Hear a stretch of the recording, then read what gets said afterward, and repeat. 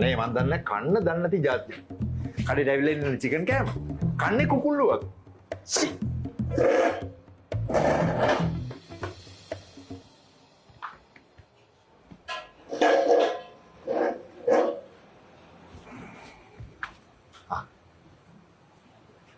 මොනවද වෙනස? මට බිත්තර බුල්ෂයි එකක් දාලා කෑම එකක් ගේන්න. මල්ලි බිත්තරේ විනාඩි 1කමාරට වඩා බෙදෙන්න දෙන්න එපා. සුදු මදේ ගානට තියෙන්න ඕන. කහ මදේ වැඩිය හයි වෙන්න දෙන්න එපා. මල්ලි මේ ගම්මිරිස් කුඩු පොඩ්ඩක් උඩින් දාන්න. වැඩියෙනුත් එපා අඩුවෙනුත් එපා. ගානට